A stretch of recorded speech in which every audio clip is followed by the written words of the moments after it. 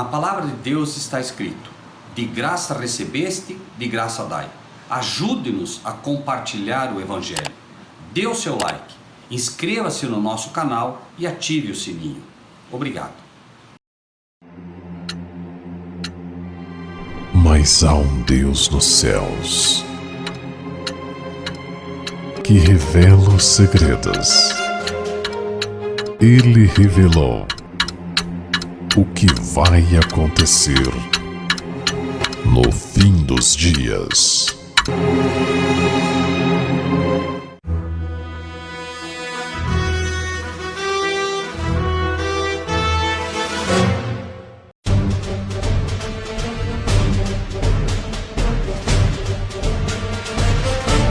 noite a todos.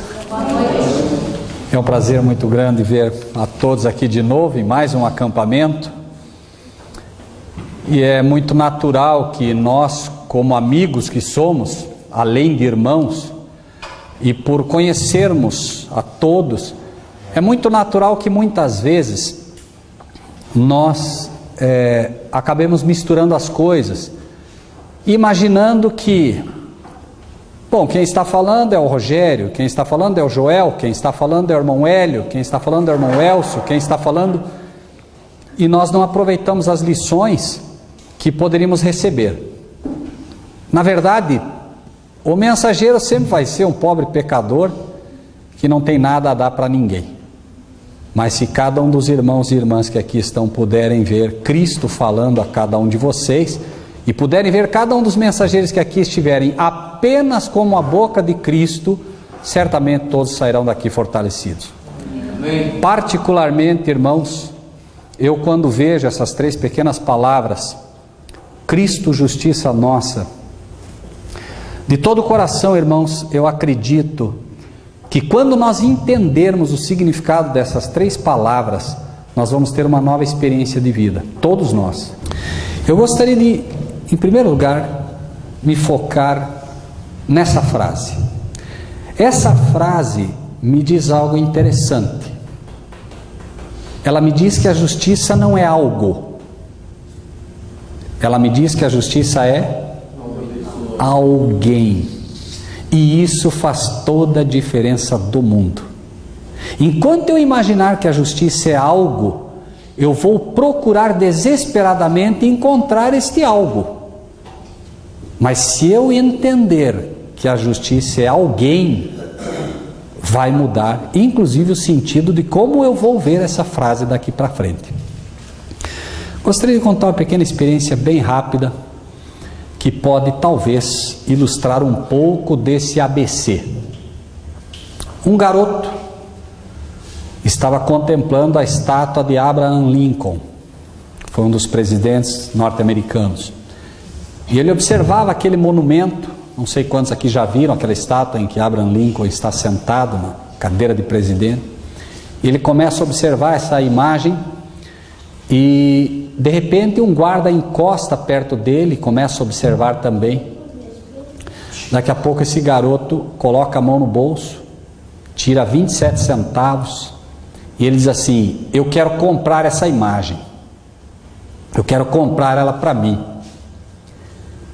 E o guarda pensa um pouco antes de responder. O que é que se vai responder a uma criança, né, que tenta comprar um patrimônio, né, imenso como aquele, de um valor inestimável, não só um valor material, mas um valor inclusive, né, que mexe com o próprio brio, com o próprio patriotismo, um valor sentimental realmente impagável. E ele pensa, mas ele dá uma das respostas talvez mais bonitas que alguém já poderia ter ouvido em toda a sua vida. Ele diz assim: em primeiro lugar, você não precisa comprar esta pequena estátua para você, porque você, sendo um cidadão norte-americano, ela já te pertence por direito. Em segundo lugar, você não pode comprar esta estátua, porque ela não está à venda. E em terceiro lugar, você não pode comprar esta estátua para você, porque 27 centavos de dólar não pagam o valor que ela tem. Em primeiro lugar, você não pode comprar a justiça de Cristo porque ela não está à venda. Em segundo lugar, você não pode comprar a justiça de Cristo que você precisa porque os teus 27 cents de justiça própria, de boas obras, não podem pagar o valor que ela tem. Essa justiça foi conquistada com o sangue de nada menos e nada mais do que o Filho do Rei do Universo. O céu deu o que tinha de melhor. O Pai deu o que tinha de melhor para que essa justiça pudesse estar ao nosso alcance. Mas o mais belo de tudo é que nós não precisamos comprar essa justiça, porque ela já pertence a todo cidadão da Nova Jerusalém. A todos aqueles que fazem parte deste chamado e que aceitaram o convite a fazer parte daqueles que a Bíblia chama de súditos do reino da graça. A justificação, ou a justiça, ou a salvação, ou a justificação é o ABC do Evangelho. Mas se ela é o ABC do Evangelho, ela é o princípio do ensino daquilo que nós precisamos aprender. Eu gostaria de convidar então os irmãos a voltarem comigo no tempo e vamos tentar agora voltar lá no ABC e ver como Deus expôs esse ABC quando nem letras, entre aspas, haviam escritas. Porque para que eu possa escrever frases, eu preciso conhecer primeiramente as letras. É o ABC. Mas havia um tempo em que não havia o ABC escrito. Não haviam as letras escritas. E Deus maravilhosamente vai expor então o ABC da salvação.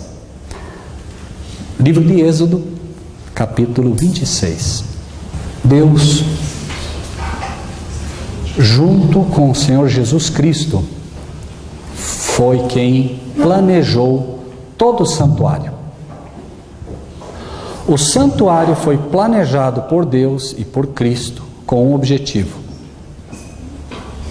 poder transmitir a cada ser humano que viva na face da terra o ABC do Evangelho. Uma das coisas que se aprendia muito rápido, imaginem que cada um de nós agora voltamos no tempo e estamos lá na época dos hebreus, com o santuário que Deus pediu a Moisés, ou ordenou a Moisés que construísse. E nós estaríamos observando, e havia uma regra que era bastante clara. Essa regra dizia o seguinte: imaginem que essa mesa limite a entrada do santuário, do átrio. Então aqui é a entrada para o átrio. E a regra era a seguinte: você vinha, e se você passasse essa linha, que era a que dava entrada para o átrio, nem para o tabernáculo não era, para o átrio, sem um cordeiro, você deveria ser apedrejado até a morte. Se você olha para uma regra dessas, aparentemente, quem é que criou essa regra? Um Deus mau, porque afinal de contas, um Deus que diz que se você atravessar uma linha divisória, você deve ser apedrejado até a morte, parece um Deus muito mau. Mas esse mesmo Deus que parece um Deus muito mau, foi o Deus que um dia não aceitou uma oferta que Caim deu a ele, que eram frutos. Também pareceria um Deus mau, afinal de contas, Caim foi lá e escolheu bons frutos. Mas tudo isso revela absolutamente o contrário. Na verdade, tanto a rejeição de Deus quanto aos frutos de Caim, quanto essa regra precisa de que se você atravessasse sem ter a ovelha ou o cordeiro na mão, você deveria ser apedrejado, assim como aquele que não aceitou os frutos, revelavam que Deus é amor. E isso fica fácil entender hoje. Por quê? A regra básica é: quem tem o filho tem a vida. Quem não tem o filho não tem a vida. O cordeiro representava o Filho de Deus. Então você só poderia entrar no átrio se estivesse de posse do Filho de Deus, que era o cordeiro. A lição era única e fantástica. Não é o que eu faço, não é o que eu deixo de fazer, é se eu tenho ou não tenho o cordeiro. É se eu tenho ou não tenho a Cristo. Para se poder entrar no céu, eu necessito de uma justiça. Mas essa justiça não é a nota 9,9, não é a nota 9,8. Ela é a nota 10. É a única que é aceita. E o único que tirou essa nota que o céu exige foi Cristo Jesus. Por isso a justiça, eu não tenho como conquistá-la. Ela tem que ser um dom, tem que ser um presente. Não há como conquistar essa justiça. Cristo conquista e Ele oferece-a gratuitamente a cada um de nós.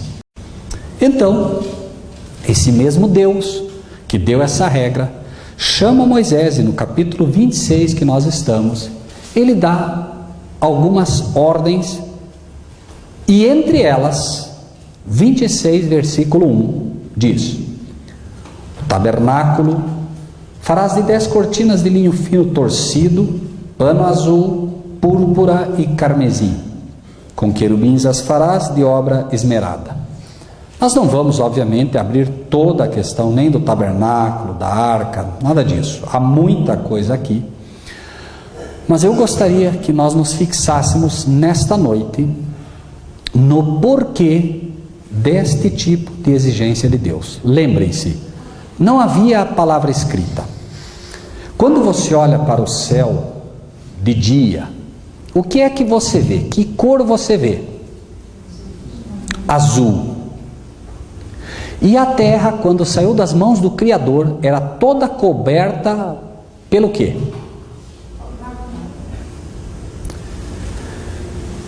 Deus cria a terra, ela estava toda coberta de água.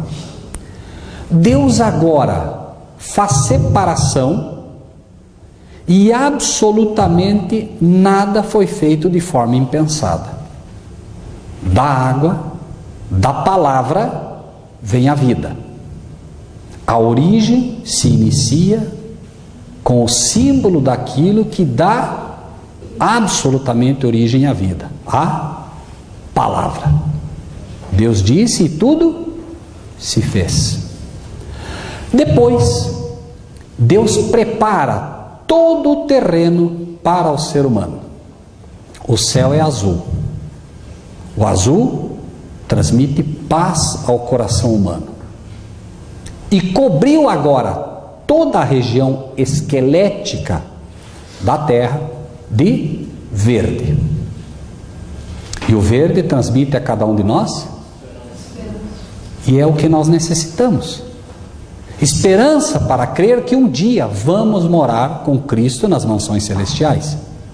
E paz para fazer frente a todos os ataques que recebemos a cada dia com tudo aquilo que nos cerca.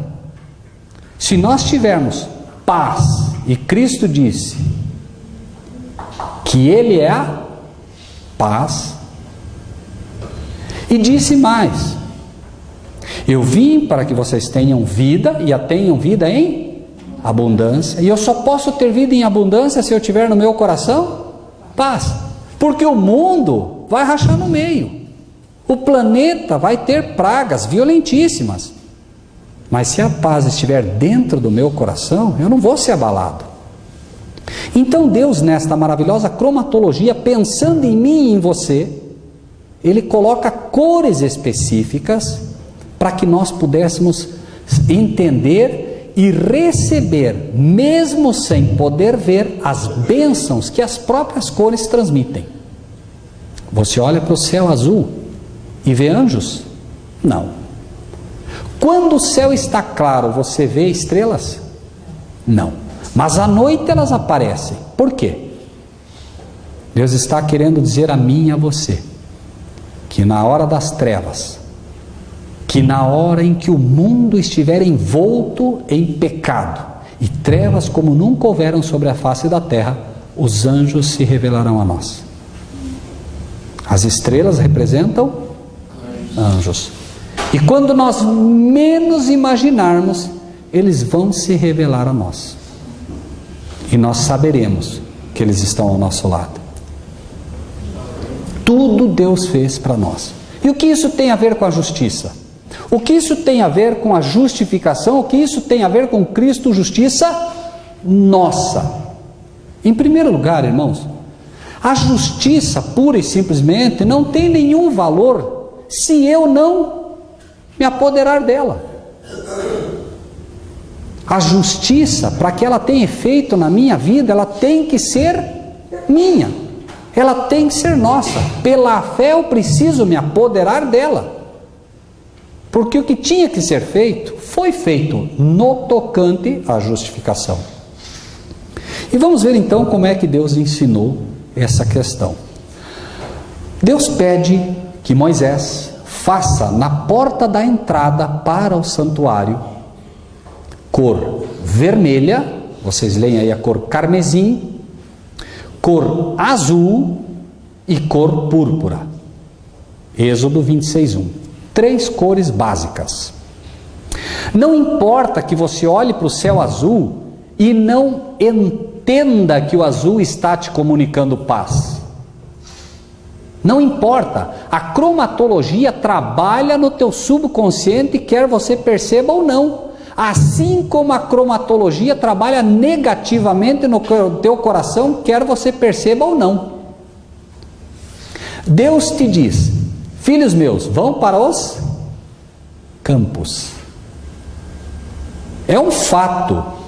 Você pode perguntar para qualquer pessoa que mora na cidade de São Paulo ou cidades onde a poluição é muito grande, que ela vai te dizer que nos campos as noites são muito mais belas. Por quê? Muito mais estrelas. Se Deus diz para nós irmos para os campos, e nós às vezes somos desobedientes, mas os anjos são? Qual será o local que os anjos realmente gostam de ficar na terra? Não que eles gostem da terra, nós sabemos que não. Mas em qual local os anjos vão se concentrar? Em que lugar eles querem estar? Claro que é nos campos. Os filhos de Deus têm que ir para os campos, para que os anjos também sintam alegria em estar nas casas dos filhos de Deus. Os anjos vão ficar te protegendo se você ficar na cidade, mas vai chegar uma hora, irmãos, que tudo aquilo que Deus pediu ao seu povo terá que ser feito. Lembrem-se de Jerusalém cercada, pelos exércitos de Roma na época. A história vai se repetir. Irmãos, numa cidade como São Paulo, você olha para cima e que cor você vê? Que cor? E na Bíblia cinza é cor de angústia. Os profetas em angústia se vestiam de saco e angústia. Será que é por acaso que o mundo hoje sofre com tanto estresse, angústia e depressão? Não. De que cor o diabo está pintando as cidades? É muito comum se falar hoje em massa cinzenta. O cimento é de que cor? E você vai para a cidade e o que você vê? Cimento, cinza. Será que é por acaso isso? Não é por acaso. Nós podemos não conhecer a cromatologia, mas o diabo conhece bem. Irmãos, você vê uma embalagem, qual é a primeira cor que te chama a atenção? As crianças são atraídas violentamente por essa cor. Quem sabe dizer? Por quê? Na Bíblia, o vermelho é E nós somos ou não somos atraídos ao pecado? Somos, é um fato. E o vermelho grita aos nossos olhos: pecado. E nos atrai, é um fato. Nós lutamos contra. Cada um tem suas lutas aqui, mas é um fato que o vermelho acende. Pecado. Então, Deus chama Moisés e diz: Moisés, eu quero que você construa um santuário. Moisés, mas você vai fazer assim: cortina vermelha, azul e púrpura. E leiam comigo agora o versículo 9 do capítulo 27. Versículo 9 do capítulo 27.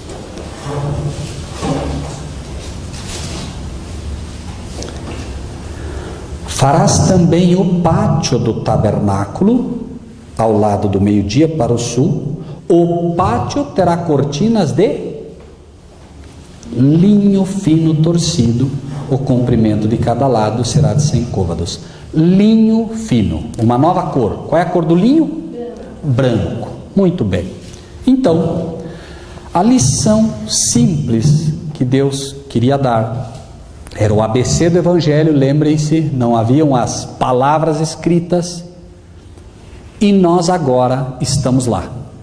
E a primeira cor que eu vejo é vermelho.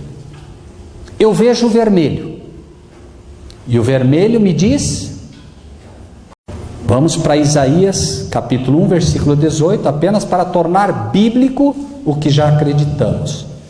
Isaías capítulo 1 versículo 18.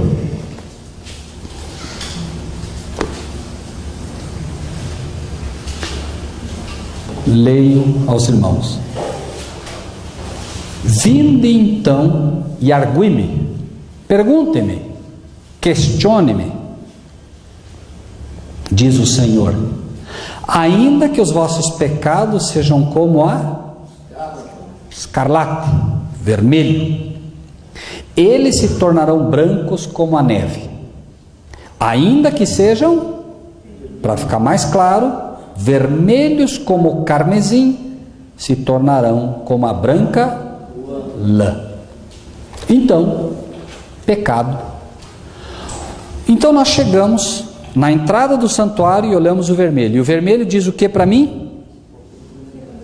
Lembrem-se que o Espírito de Deus está trabalhando e você vê vermelho. O vermelho te diz o que? Você é um pecador.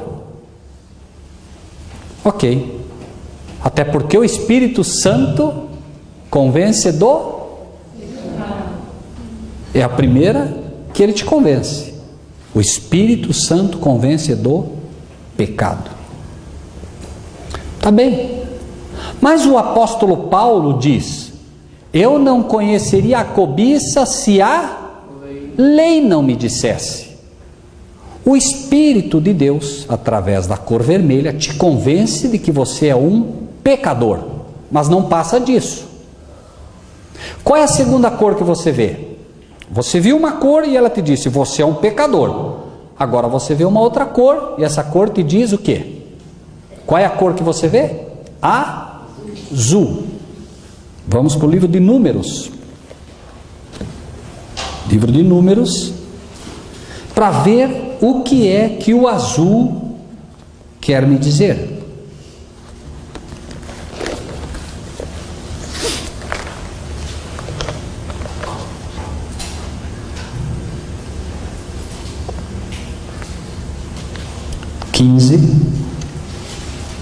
Vou ler os versículos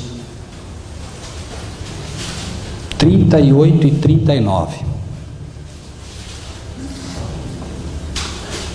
Fala aos filhos de Israel e dize-lhes que nas bordas das suas vestes façam franjas pelas suas gerações, e nas franjas das bordas porão um cordão. Que cor? Azul. Por que, Senhor? Por que azul? Nas franjas estará o que? Um cordão azul, para que vejam e se lembrem do quê? Dos mandamentos do Senhor e o façais. E não seguireis após o vosso coração, nem após os vossos olhos, após os quais andais adulterando. Então você vê o vermelho. E o vermelho te disse: você é um pecador. Mas agora você vê o azul. E o azul te diz: você é um pecador, por quê? Porque transgrediu os mandamentos da lei de Deus. O azul te diz que os mandamentos da lei de Deus é que te dizem o que é pecado e o que não é. Porque se não houver lei, também não há pecado. Então, você é pecador. Ele convence o homem do pecado e depois da justiça. Todos os teus mandamentos são justiça, justos. Há um outro ponto na justiça que já vamos falar também. Agora, você vê uma terceira cor. Que cor é essa? Púrpura. Muito bem. Como é que se obtém a cor púrpura? Mistura do vermelho com o azul. Muito bem. Então é uma mistura do pecado com a... Mas se pode misturar o pecado e a lei? Vamos ver se podemos, se é que se pode ou não. Marcos, capítulo 15, versículos 16 e 17. Marcos 15, 16 e 17. E os soldados o levaram para dentro do palácio, à sala da audiência, e convocaram toda a corte, e vestiram-no de púrpura, e tecendo uma coroa de espinhos, lhe puseram na cabeça.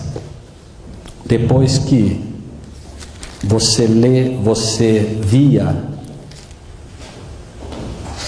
a cor vermelha, que te dizia: você é um pecador. Você via a cor azul, que te dizia: você é um pecador porque você transgrediu a lei. O próximo passo era o manto da justiça de Cristo. Em Cristo, todos os pecados foram depositados, mas toda a lei nele se cumpriu. Essa foi a mistura que se fez em Cristo Jesus. A capa de cor púrpura, que era obtida pela mistura do azul e do vermelho, dizia e diz a cada um de nós ainda hoje: você é um pecador, você é um pecador porque transgrediu a lei, mas o manto da justiça de Cristo te cobre de todo pecado. Essa lição foi ensinada também para Adão. Adão peca. Ele já era um transgressor. Ele havia transgredido a lei de Deus. Mas que lei? A palavra do Senhor é lei. O pai lhe disse que não era para comer do fruto.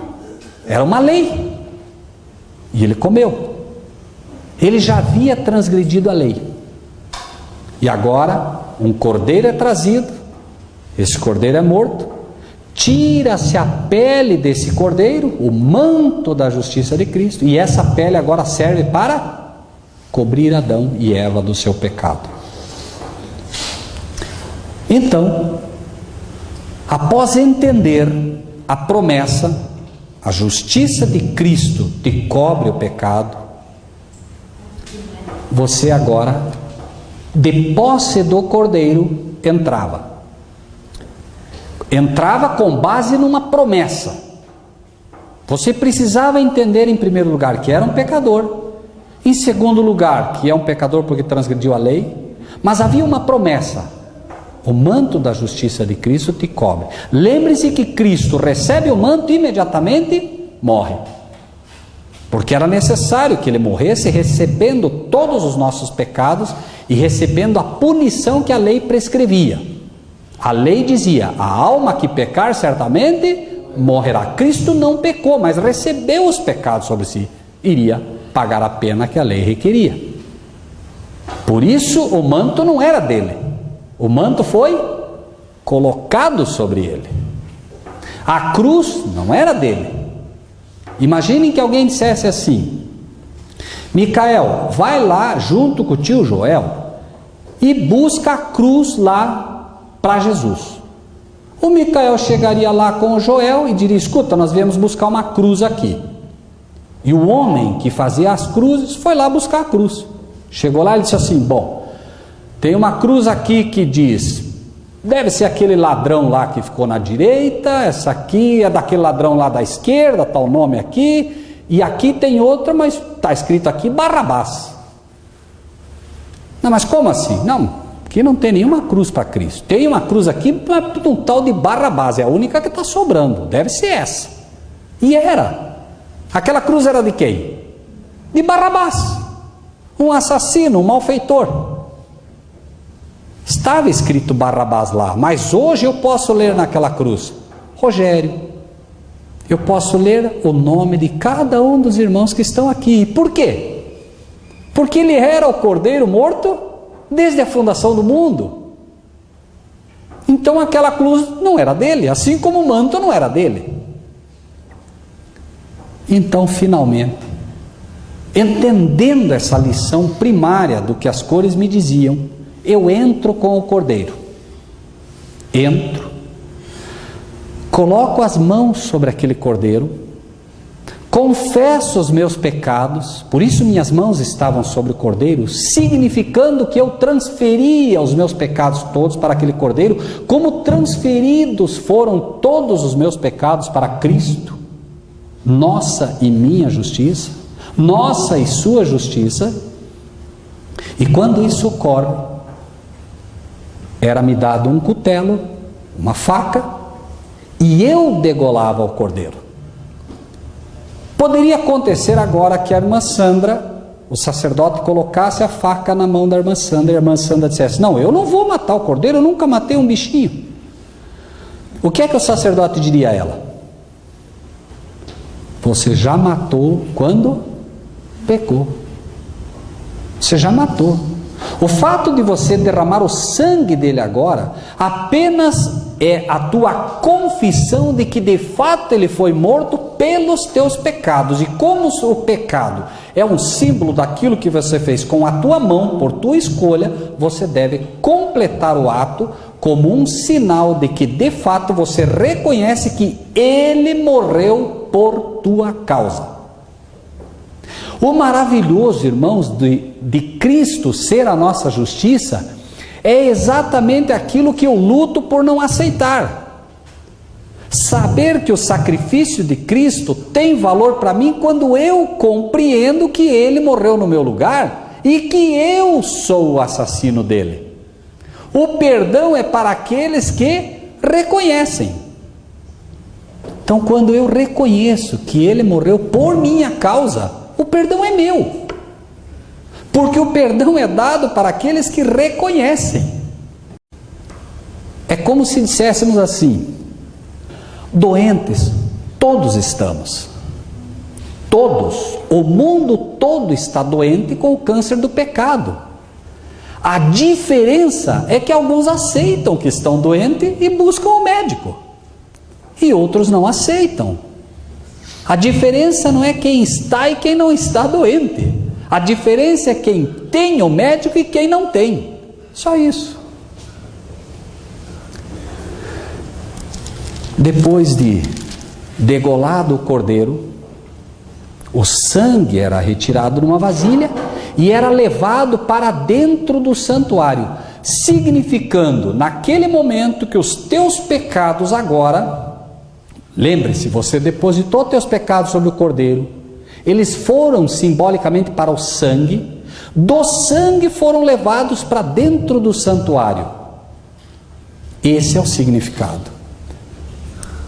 Quando você aceita Cristo como teu Salvador, o sangue de Cristo, porque a Bíblia diz: sem derramamento de sangue não há remissão de pecados.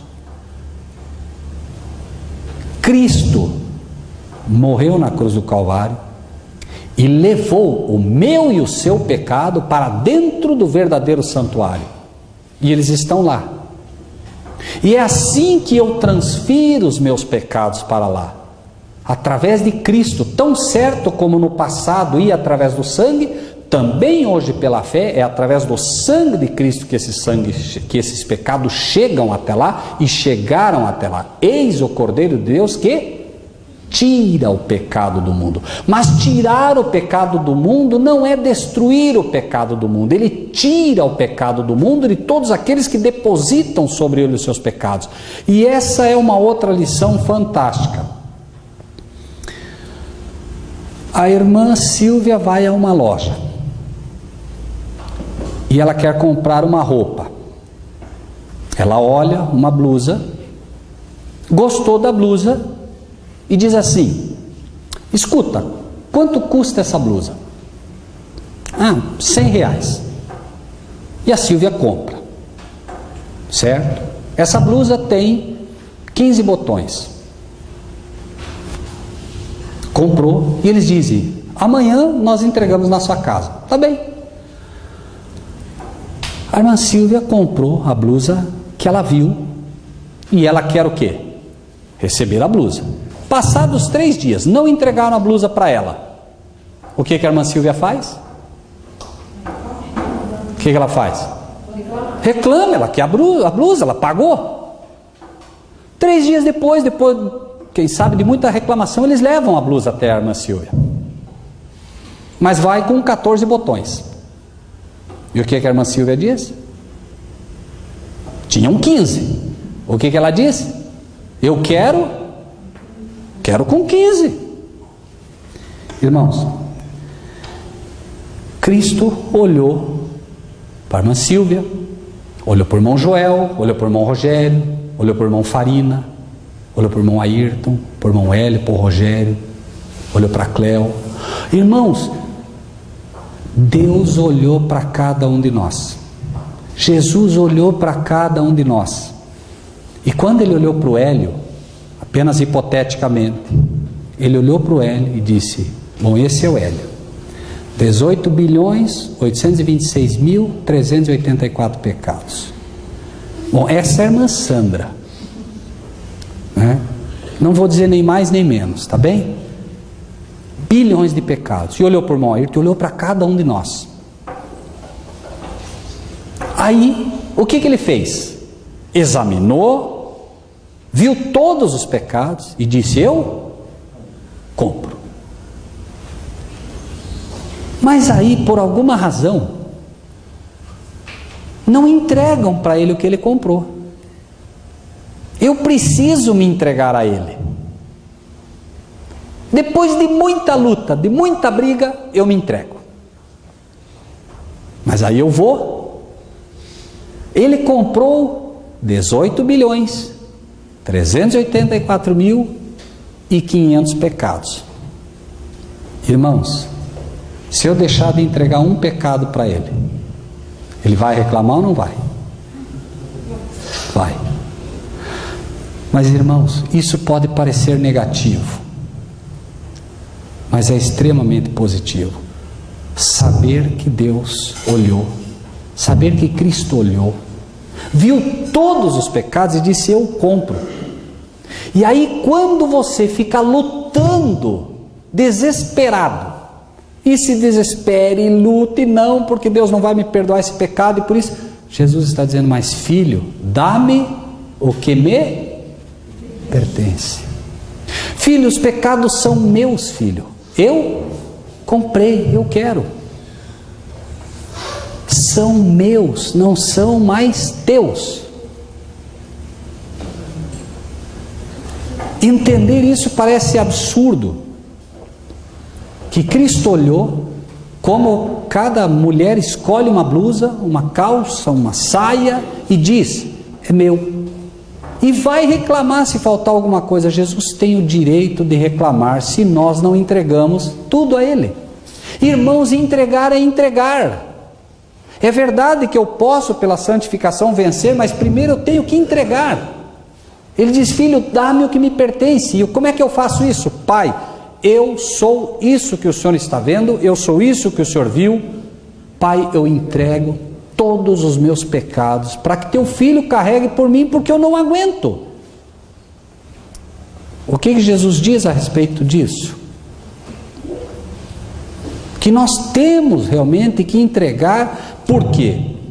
Porque é a única forma de termos vida e termos vida em abundância. Então, finalmente, todas as vezes que eu fico não lutando contra o pecado, mas que eu me agarro ao pecado, não porque eu quero pecar, não é disso que estamos falando. É quando eu deixo de entregar o que pertence a Ele, simplesmente dizendo, não tem mágica. Você pode fazer isso hoje ao lado da tua cama, dizer: Pai, eu cansei. Senhor Jesus, eu cansei de lutar. Parece que quanto mais eu tento, mais o pecado me toma. Pai, o trato é esse, Pai. Eu entrego hoje todos os meus pecados ao teu filho. Ele os comprou, são dele. Pai, eu entrego todos eles a ti. E quero, a partir de hoje, me apossar de uma justiça que não me pertence, a não ser pela fé. Eu tomo posse, Pai, da justiça que o Senhor me promete, pela fé, como um favor e como um favor imerecido. E a partir de hoje, Pai, eu sou teu. Senhor, eu sou péssimo. Amanhã, Senhor, eu vou estar fazendo coisas das quais eu vou ficar triste, mas, Senhor, eu pertenço a ti. E hoje eu quero declarar e quero que os anjos anotem que no dia de hoje eu entrego todos os meus pecados a teu Filho, Cristo Jesus. E sabe o que acontece quando a gente faz isso? O mesmo que acontecia no passado. Você entrou, o cordeirinho morreu. Capítulo 27, de novo, versículo 9. Farás também o pátio do tabernáculo. Ao lado do meio-dia para o sul, o pátio terá cortinas de linho fino torcido. Linho, cor branca. Você foi convencido do pecado, foi convencido da justiça, foi feito o juízo, o cordeiro foi morto, e agora você se vira para sair do santuário. Que cor você vê? Branco. Por quê? Justificado. Perdoados estão os teus pecados. Vai e não peques mais. Ordem ou promessa? Promessa. Amém.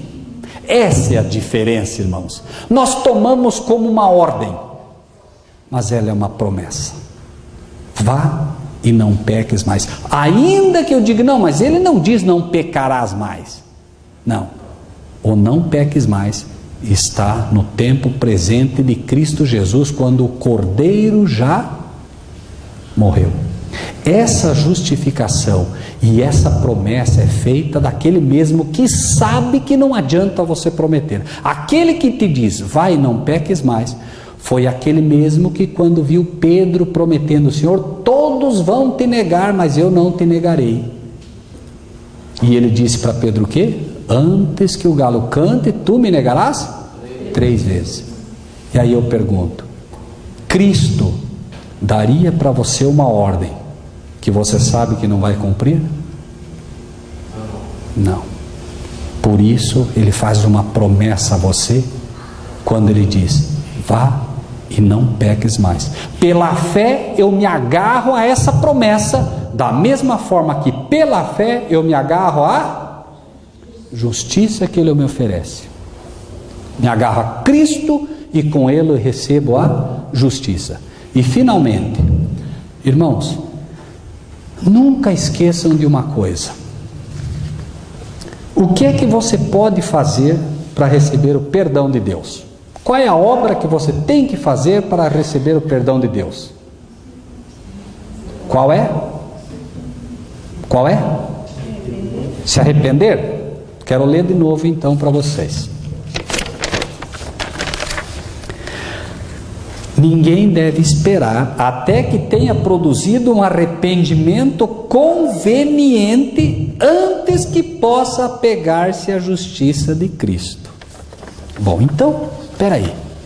Mas então eu não devo me arrepender? Sim, você deve se arrepender, desde que você nunca esqueça que o arrependimento é um dom. O arrependimento também é um presente. Então não tenha vergonha. Pai, eu cometi o pecado e sabe, Pai, eu acho que eu não estou arrependido, Pai. Mas o arrependimento é um dom, Pai. Então, Pai, eu vou insistir. Coloca em mim o verdadeiro arrependimento, Pai. Aquele arrependimento de que não há que se envergonhar. Pai, tudo vem de tuas mãos e de tuas mãos te damos. Pai, se o Senhor não colocar no meu coração o verdadeiro arrependimento, eu jamais, Senhor, poderei me arrepender. Não é uma obra que eu possa fazer, Pai. É uma obra que o Senhor vai fazer em mim para a honra e glória do teu nome, Pai. Para que nunca eu me levante e diga, eu me arrependi. Para que de minha boca saia a glorificação que o Senhor merece. Pai, obrigado pelo arrependimento que me deste, obrigado pela justiça que me deste e obrigado pelo perdão que o Senhor me deu. Justificação e perdão, isso é inspirado, são uma e a mesma coisa. Quer entender justificação? Entenda como funciona o perdão. E o perdão não tem como fugir. Perdão vem da palavra perdar. Dar por, se preferem. Dar por. Dar justiça pelo meu pecado. Dar amor pelo meu ódio. Dar tudo que Deus quer dar a mim pelas minhas injustiças. Isso é, pelo menos até aqui, o ABC do Evangelho. Amém? Amém. Vamos orar? Pai Celestial, o Senhor inspirou uma senhora há muito tempo para escrever que, embora a justificação e a justiça que teu Filho e o Senhor oferecem a nós sejam o ABC do Evangelho, nós não o compreendemos. É um fato, Senhor. Cada um dos que estamos aqui nesta noite queremos fazer um pacto com o Senhor. Pai Celestial, eu não oro por mim, Pai. Oro por cada um dos que estão aqui, porque sei, Senhor, que o desejo deles é o desejo que está em meu coração. Por isso, Pai, nós, não eu, queremos pedir ao Senhor nesta noite, que o Senhor, pelo direito que o Senhor conquistou, pelo direito que teu Filho Jesus Cristo conquistou, nós nos entregamos a Ti nesta noite e entregamos não só a nós mesmos, mas cada um dos nossos pecados. Sabemos que é desejo do teu Filho adquirir aquilo que Ele comprou. Sabemos, Senhor, que o pecado é odioso a um Deus santo como o Senhor, e sabemos o quanto ele é odioso a teu Filho Jesus também, porque sabemos que ele foi esmagado pelas nossas transgressões. Sabemos que na cruz do Calvário, Senhor, o peso dos pecados fez com que o coração dele se partisse ao meio. Mas o amor do teu Filho e teu amor são tão grandes, Pai, que ainda que o Senhor tenha ódio do pecado, o Senhor acaba os recebendo, porque sabe, Senhor, que somente quando nós entregamos os nossos pecados a Ti e a teu Filho, é que nós podemos ser perdoados e finalmente, Senhor, um dia podermos morar com o teu Filho nas mansões celestiais. Pai Celestial, que este acampamento possa ser uma bênção a todos que estão aqui. E se mais não pudermos aprender, que possamos sair daqui com uma certeza de que Cristo, teu Filho, é de fato a nossa justiça e é a única que necessitamos, Senhor, para poder um dia morar com o Senhor nas mansões celestiais. Amém. Nós te pedimos, nós te agradecemos por Jesus nosso Salvador. Amém. Na palavra de Deus está escrito que nós devemos compartilhar o que recebemos. Assim, se você gostou desse vídeo, dê o seu like, inscreva-se no nosso canal e ative o sininho.